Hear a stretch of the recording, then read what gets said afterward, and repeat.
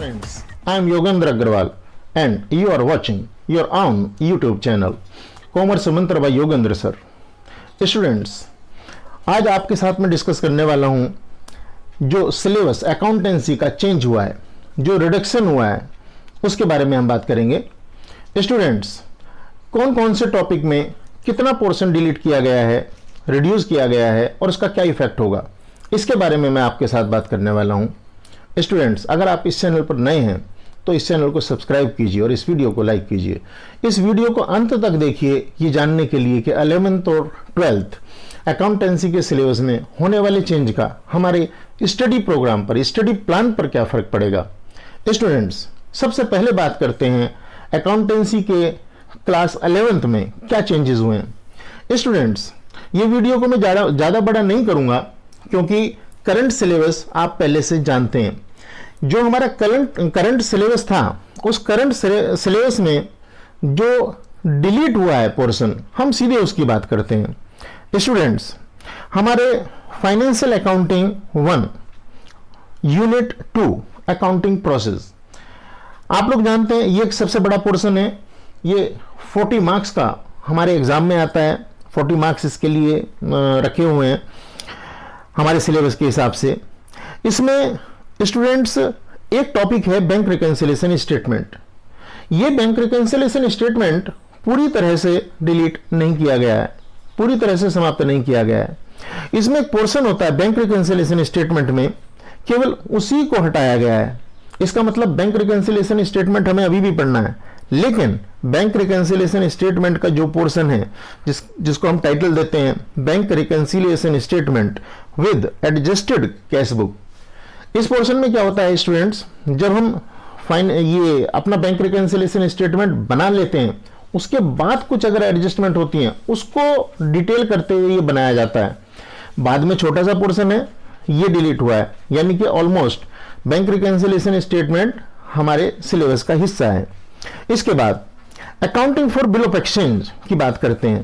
तो accounting for bill of exchange ये भी एक बड़ा चैप्टर है। बिल्स, हमारा द नेगोशिएबल इंस्ट्रूमेंट एक्ट 1881, आप लोग जानते हैं इस एक्ट के अंतर्गत, इस कानून के अंतर्गत हमारे बिल लिखे जाते हैं, उनका अकाउंटिंग ट्रीटमेंट हमारे सिलेबस में है।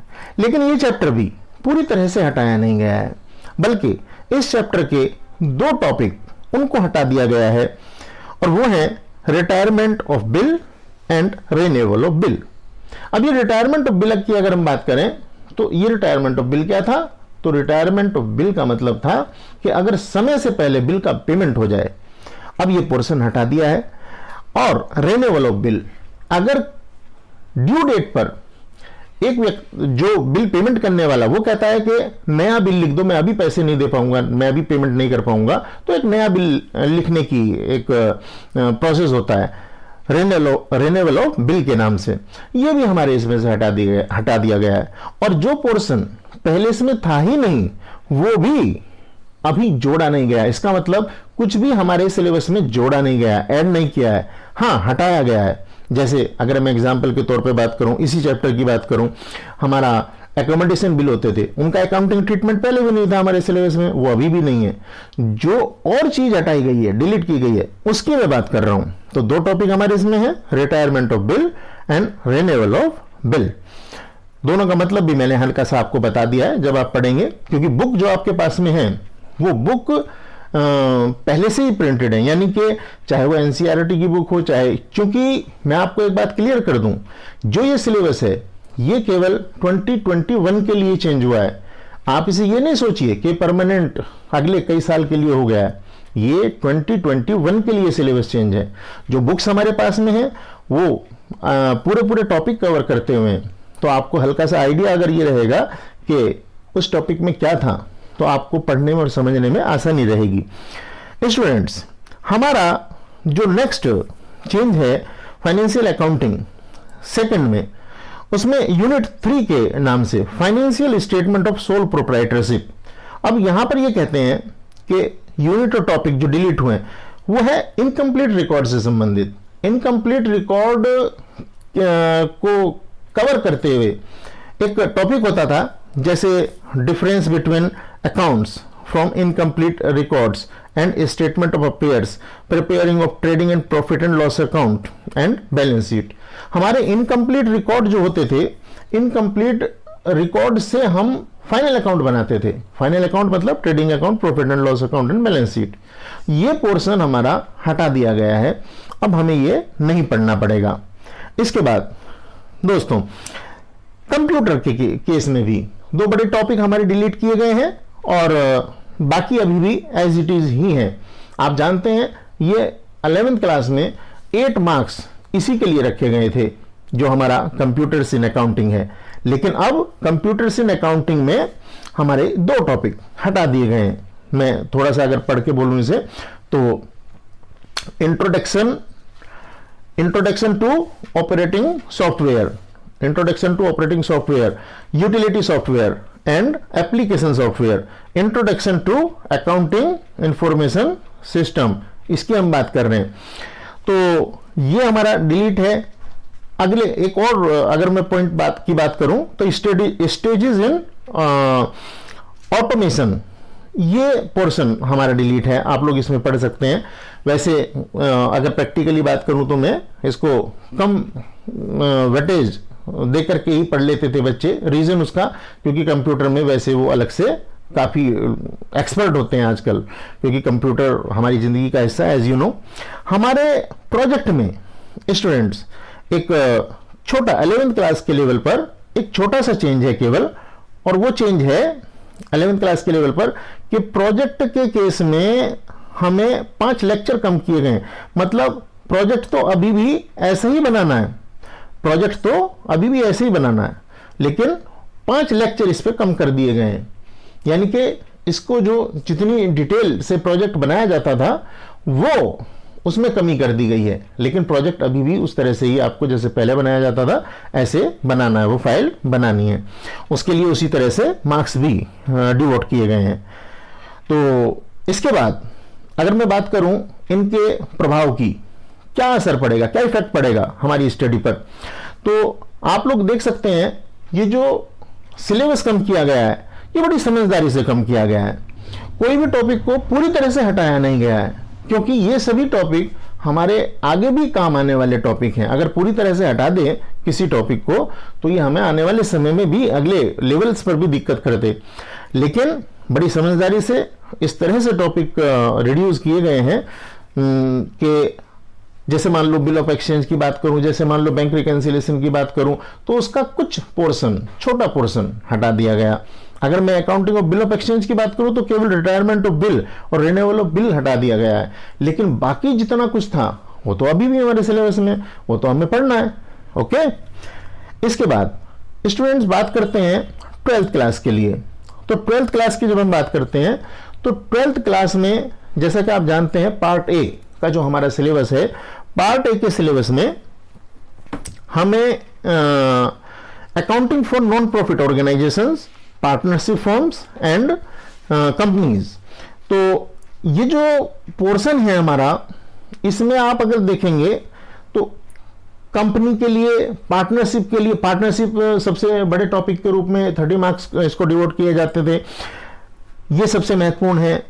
और नॉन प्रॉफिट ऑर्गेनाइजेशन की बात करें तो इसके लिए 10 मार्क्स हमारे डिवोट किए जाते थे. 10 मार्क्स इसके लिए रखे हुए हैं.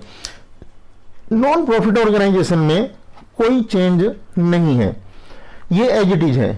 तो फिर रिडक्शन कहां है? पहला रिडक्शन की अगर मैं बात करूं तो अकाउंटिंग फॉर पार्टनरशिप फर्म में है. अकाउंटिंग फॉर पार्टनरशिप फर्म कौन कौन से टॉपिक डिलीट हो गए? तो पहले हम बात करते हैं एडमिशन ऑफ पार्टनर की. एडमिशन ऑफ पार्टनर, ये इसमें पूरा टॉपिक डिलीट हो गया है क्या? नहीं, इसमें adjustment of capital accounts and preparation of balance sheet, ये डिलीट किया गया है, ये सिलेबस से हटा दिया गया है हमारे फॉर दिस ईयर. मैं एक बार फिर से ये बात रिपीट कर रहा हूं क्योंकि या 12th क्लास के लिए मैं पढ़ रहा हूं.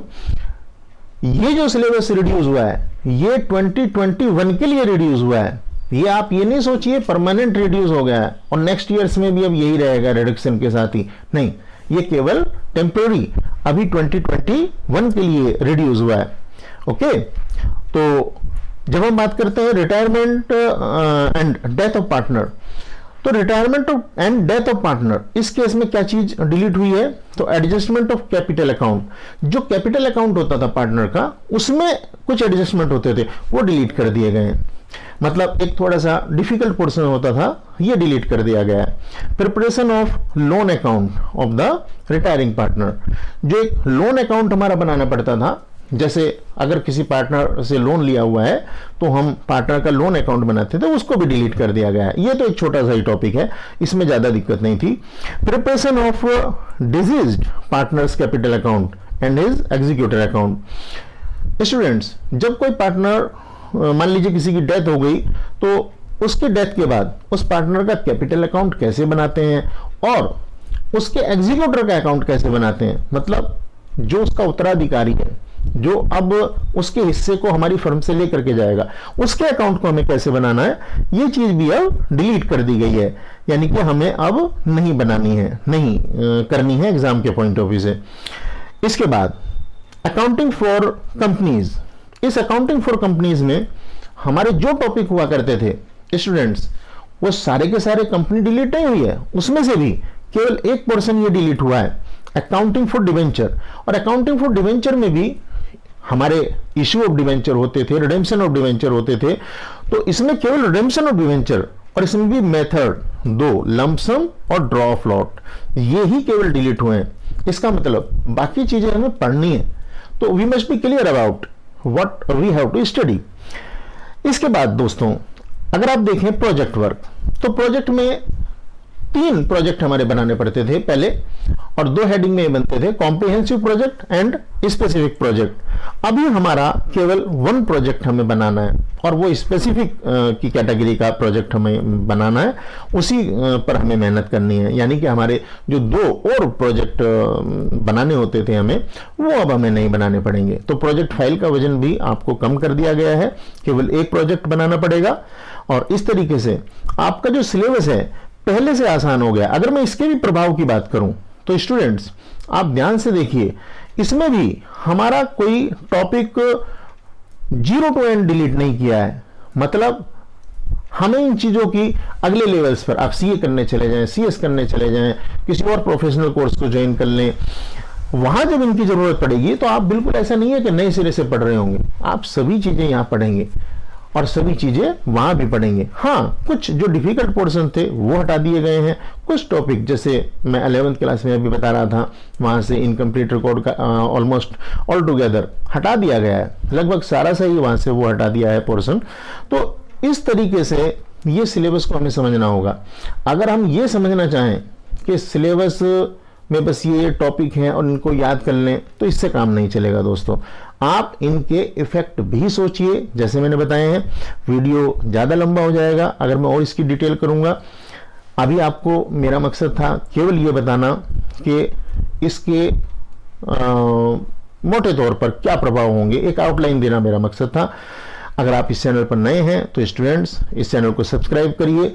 अगर आपको ये पढ़ाने का तरीका सही लगता है, समझाने का तरीका सही लगता है, तो निश्चित रूप से आपको इस चैनल को सब्सक्राइब कर देना चाहिए और इस वीडियो को लाइक करिए, शेयर करिए।